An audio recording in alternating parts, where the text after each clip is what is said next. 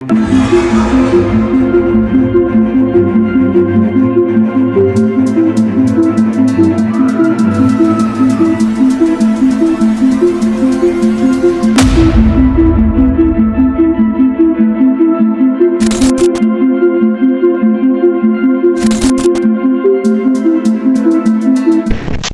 the wake of the September 11 attacks in 2001, the US president at the time, George W. Bush, launched what he called the Global War on Terror.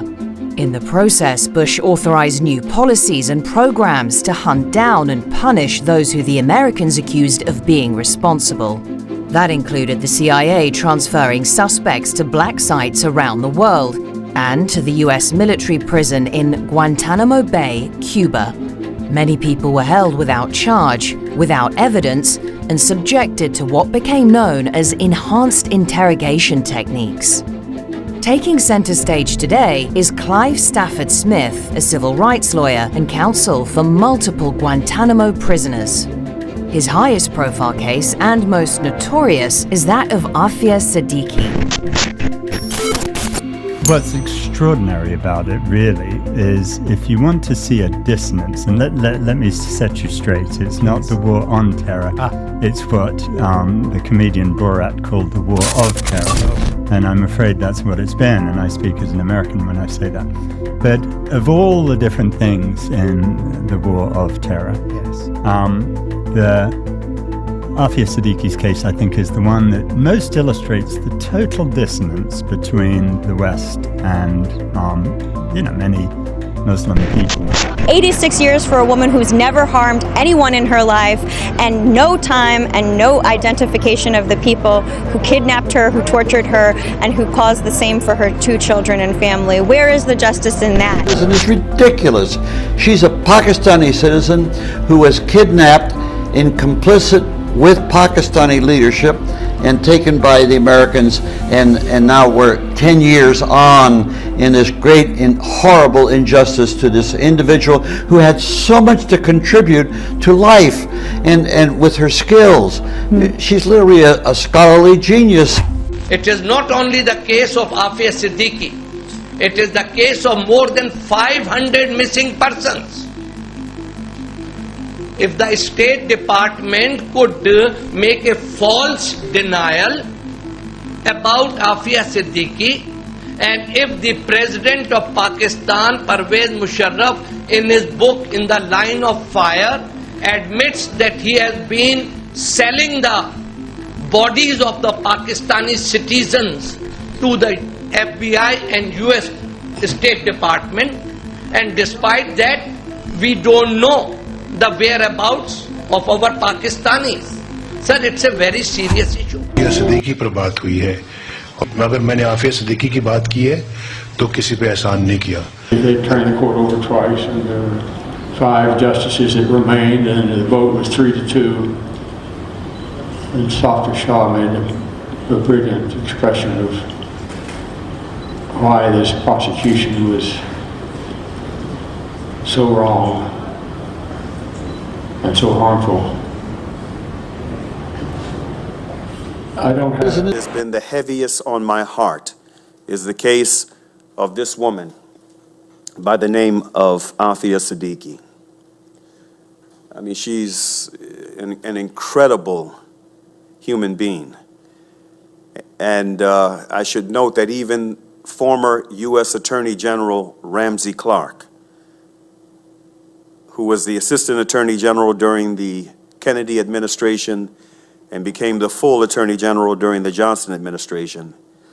He's now 85 years old. He still is active. He travels all over the world. An expert on international law, an expert on U.S. constitutional law, a man who has seen, you might say, it all. He said last year that this case involving this Muslim woman, Afia Siddiki, is the worst. MIT graduate of 1995. She's in her late 30s, and she's nowhere close to being mentally unfit. So this is a clear case of torture by the Americans, sustained and inhuman torture which have reduced Afia Siddiki to this kind of a wreck. Clearly she was in custody, but she wasn't arrested. Just like rendition isn't confinement and waterboarding isn't torture. Picture this woman who's very tiny and ask yourself how she engaged in armed conflict with six military men. You know, how did that happen? And how did she get shot? I think you can answer that, can't you?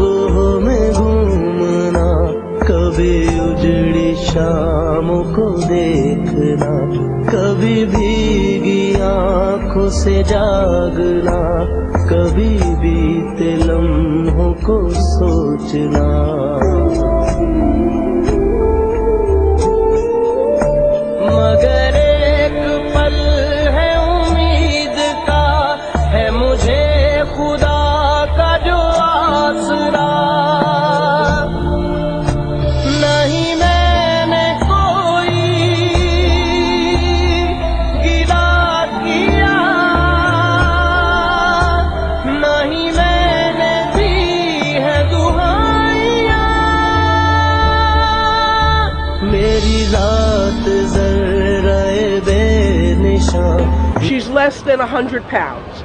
You're talking about United States Army personnel, 2 interpreters, FBI agents trained in weapons, right? FBI trained in weapons, right? They put a gun down by their foot and they don't realize when the gun is not there.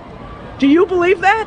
Do you believe that? What does it mean if she was in custody on the 18th and all of this was alleged to happen, and that she got arrested on the 3rd? What happened between the 18th and the 3rd? Clearly she was in custody, but she wasn't arrested. Just like rendition isn't confinement and waterboarding isn't torture. Dr. Afia Siddiki was put away. And by the way, her sister is here, and I want you to say Allahu Akbar as loud as you can to show that we will stand with Dr. Afia. Takbir. I want you to know that your sister is not forgotten by this community. To support Afia is to risk staining yourself with what they were smeared with. It's time for us to take a page out of the book of the people of Gaza and to show that we are not afraid. We are not afraid to speak the truth. We are not afraid to bear the consequences of the truth.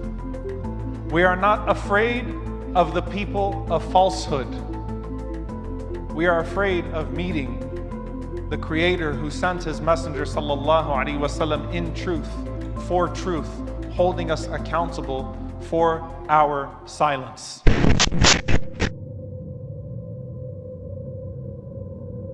And I thought originally, there's going to be a lot of explaining to do about what happened to these people.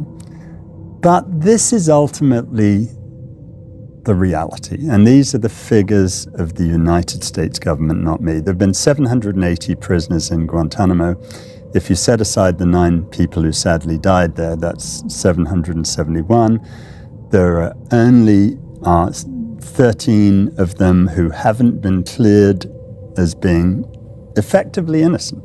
So 99.5% of the people in Guantanamo Bay have been released, for which you need a finding by the 6 top intelligence agencies of America that they're no threat to anyone. They're not the worst of the worst terrorists in the world. These are the American statistics. The catastrophe of our intelligence in Guantanamo, and I've seen a lot of this over the last 20 years, is just unbelievably bad. Well, I think what it's important to know about this is a very complex case, and it's been made confusing, but it isn't actually confusing. And I think the way to look at it is in its 3 bits. The first bit was the kidnapping of Afia. Now, originally, the Pakistanis and the Americans just said she disappeared and said that they didn't have her.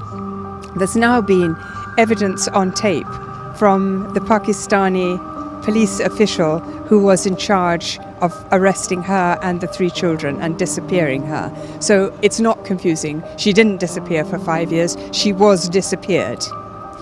The second thing is when she reappeared in Afghanistan, in Ghazni, that was extremely peculiar and nobody understood where she'd come from or why she should be there.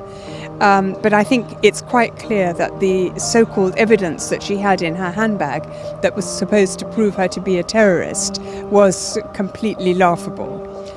But the most important thing is that when she was in the police station in Ghazni, where there were some FBI agents and some American soldiers, and she is alleged to have picked up a gun and shot at them. In fact, the forensic evidence that her defense lawyers produced after 2 very, very exhaustive visits to Afghanistan showed that there was no fingerprint of hers on the gun, there was no DNA of hers, and there was no bullet hole that came from that particular gun. So I think we can see that that was a scene that was set. The third bit was when she was brought back to America. And why was she brought back to America? She's a Pakistani citizen. She should have, if anything, been taken to Pakistan. Anyway, she was brought back to America in a wheelchair with these 2 shots to the stomach. And in her trial, in the course of the trial, the only evidence against her, there was no forensic, so the only evidence against her came from the soldiers who were present. And according to not one but several lawyers I've spoken to, those soldiers in the courtroom contradicted each other, but also contradicted the initial statements that they'd made about who stood where and who was there and when she did this and where she was exactly.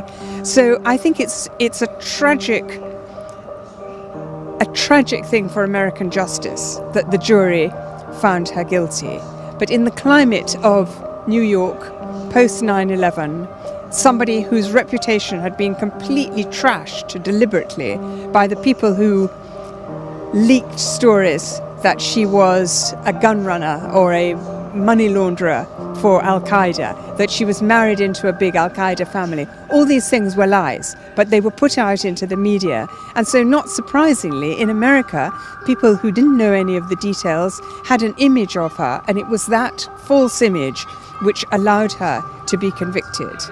As for getting 86 years, outrageous is the only possible word for this sentence.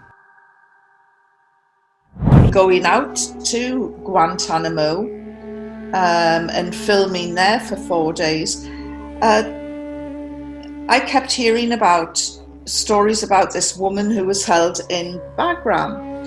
The Americans said there's no women in Bagram. They totally denied it. And I wasn't convinced because there were too many people who had seen and gave descriptions of this woman being held in Bagram. So I started to look into who it could be, and Afia Siddiqui's name came into it. Kabul से फिर बजरिया road गाड़ी के ज़रिए जो है वो Bagram airbase ले जाया गया था। बगराम में मेरा जो डिटेंशन नंबर था वो 182 था। कुछ दिनों के बाद कोई ख़ातून को लाया गया, वो ख़ातून को के ऊपर टॉर्चर किया जाता था। तो टॉर्चर के दौरान वो ज़ोर ज़ोर से चीखती थी और उसकी उर्दू में उसकी आवाज़ें आती थीं, जिस बिना पर फिर मैंने गार्ड से पूछा तो गार्ड्स ने मुझे बताया था कि ये पाकिस्तानी ख़ातून है और इसको टॉर्चर किया जा रहा है। इसका नाम आफिया है। I then approached Imran Khan, and Imran, right from the very beginning, right from the very first day that Afia disappeared, had been alerted that this woman has disappeared. Aafia Siddiqui की जो ट्रेजेडी है, मैं इसे ट्रेजेडी इसलिए कहता हूँ कि ऐसा कोई भयानक नाक केस आप सुनते ही नहीं है। यानी कोई सिविलाइज दुनिया के अंदर ऐसा केस सुना ही नहीं जाता है। एक माँ 3 छोटे बच्चों के साथ गायब हो जाती है। इतना शर्मनाक केस है कि वो बेचारी आफिया सिद्दीकी मेरे 13 साल बेटे को से बंदूक नहीं छीन सकती, उसने 3 लश्करे मुनीरों को हमला करके उनसे बंदूक छीन के गोली मारने की कोशिश की।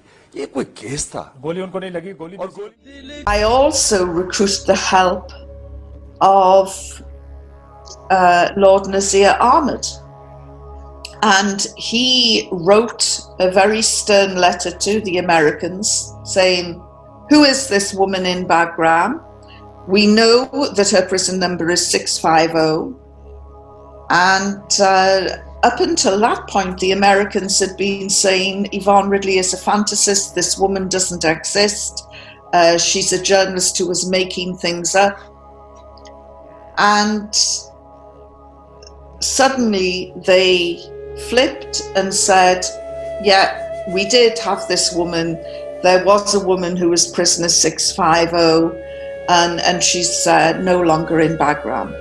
And they wouldn't say anything more. I went the length and breadth of Pakistan with the help of Jamaat Islami, with the help of Imran Khan, and with the help of Lord Nazir Ahmed. And nobody came forward publicly on the record to say who the woman was in Bagram, other than people behind the scenes came to me and said, yes, it's Afia Siddiki. जब Ivan Ridley ने शोर मचाया कि बगराम में आगे ये है, इस तरह से है और आफिया सिद्दीकी है और ये, तो एमनेस्टी इंटरनेशनल भी उठी, तमाम human rights organisations, house of lord से भी लोग आए, a whole delegation is coming you know to visit Bagram air base, and उन्होंने सारी वो की एंड अमेरिकन्स को कांटेक्ट किया कि we need to know you know what is this, is there वाकई में is there a woman who is prisoner 650. 2 days before this delegation was to land in Kabul, Afghanistan, suddenly इतला आती है और उस पे वो होती है कि she's been shot. भाई क्यों, मतलब हमारे पास आए, हमें बताएं जी आपकी बेटी मिल गई है जी, उसको गोलियां लग गई हैं. हैं अफगानिस्तान, कैसे अफगानिस्तान, कहाँ अफगानिस्तान, क्या, I mean just come knock at the door and just say that and Assalamu alaikum, we are very sorry for your loss. But what about the children? बच्चे कहाँ हैं, क्या हुआ है, बच्चे, we don't know. Exactly, this is the conversation. She's taking a taxi to Karachi airport. They're going to fly to Islamabad because she has plans now for her career. As they're going to the airport, and Aafia really blames herself for getting the taxi to take a back route. But it's then that these cars surround their car, and what happens is this. So there are all these goons, pull first the 2 older kids out. There's Ahmed, age 6, Mariam, age 3, and they put them in another car. Ahmed recalls, but he was a very traumatized 6-year-old, he recalls looking out through the back window and seeing Suleiman, the 6-month-old, on the ground with blood surrounding him, thinking that he'd fallen on his head. That's actually the only source we have for the fact that Suleiman may be dead, and we don't know for sure. But at the same time, Afia's dragged out of the car herself and put in another car.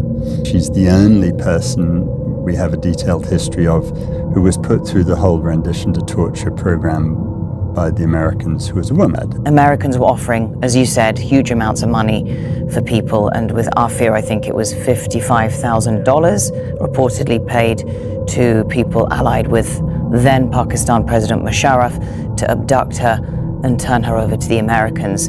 But as you said, the thing that distinguishes her case from the others is the children. She had 3 small children with her. The children is really something. And जब इनको उठाया है ना, that was my worst nightmare. मैं कहती मैं उसको रोक लेती है तो बच जाता. That was my worst nightmare. वो हाथ यूं करके खींचा है. And I was just looking there. बेटा जाओ. I don't know, he had sensed it कि उसके साथ ये होना है. मगर ये 5 साल जो ये बच्चे गायब रहे फ्रॉम 2003 to 2008, रहमत का ही मुझे रख लें, don't let me go, please don't let me go. That was, I was like, I wish I had, बस होने वाली चीज.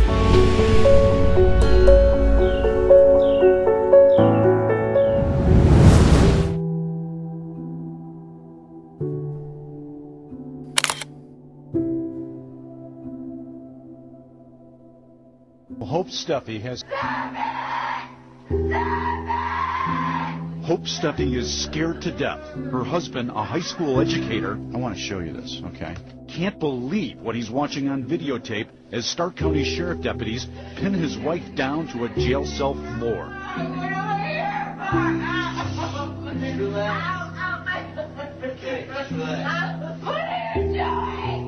You don't treat people like this. I don't think murderers are treated like this. Steffi weighs 125 pounds. She's in handcuffs, face down. Yet her lawyers say up to 7 individuals working for the sheriff or jail are in the cell. Both women and men deputies forcibly remove all her clothes. Two males holding her down as she's butt naked. That's wrong. The video, obtained exclusively by Channel 3 News, gives us a rare insight. In fact, she is the victim of all victims. So she's getting no real medical care. She's had her teeth knocked out of her mouth. She's deaf in her right ear where they hit her enough times. And I've been trying to get independent doctors in to see her, female Muslim women doctors, which is what we need. And they won't let them in. She's in solitary confinement, effectively in admin segregation.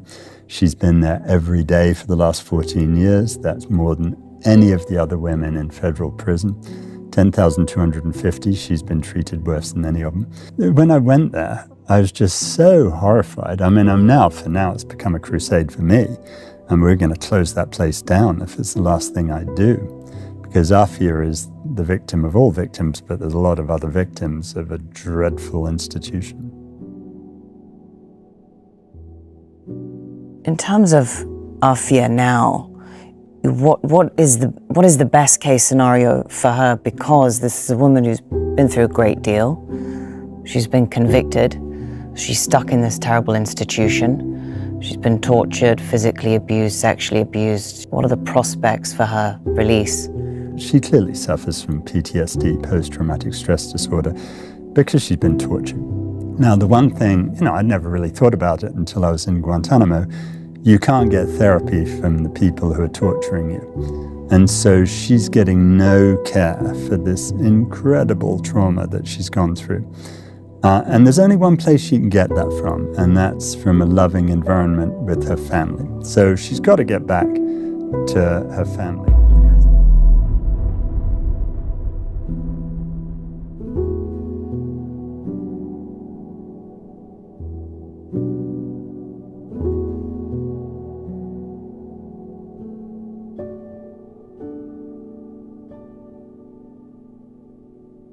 A lot of people ask, what can I do for Aafia?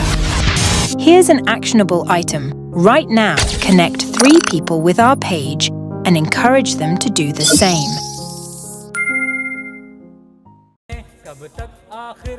Donate now. Donate now.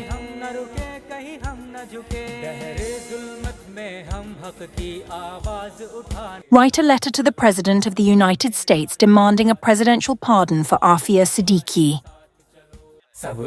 Scan this barcode to send a letter to Joe Biden.